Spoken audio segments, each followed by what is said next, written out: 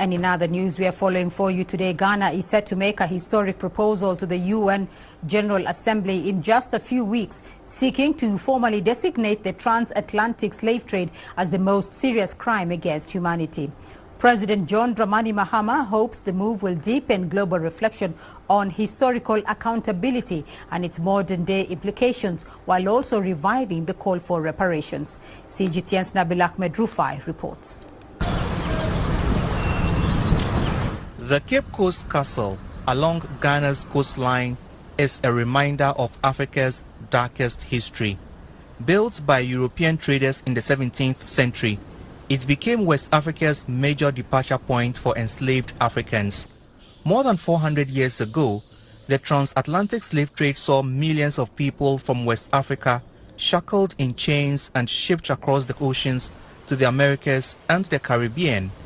Many Africans have yet to reconcile with the atrocities committed. I don't think that anybody with any form of conscience can belittle what happened at the transatlantic slave trade.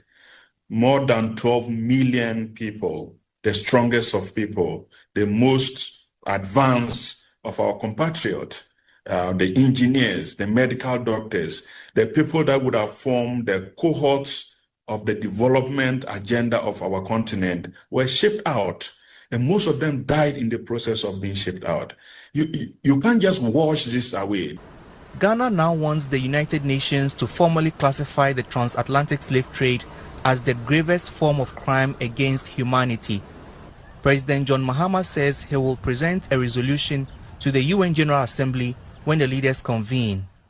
The trafficking in enslaved Africans and racialized chattel enslavement were foundational crimes that have shaped the modern world, and their consequences continue to manifest in structural inequality, racial discrimination, and economic disparity. The move is backed by the African Union and seeks to obtain justice for millions of Africans whose lives were shattered.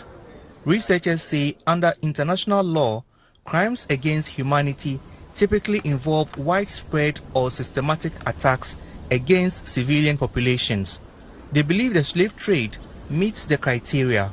A recognition of that crime would mean a legal and political indictment of that class of people that benefited from that economic activity. This is why it is a major political achievement that we must make sure that those who benefited from those crimes against humanity pay, not just in terms of economic, but also politically and morally for those crimes that they committed against the African people. Beyond the call for the UN's recognition of the slave trade as the greatest crime against humanity, activists want African leaders to also continue demanding for reparations, including the return of stolen artifacts during the colonial era. Nabil Ahmed Rufai, CGTN, Accra, Ghana.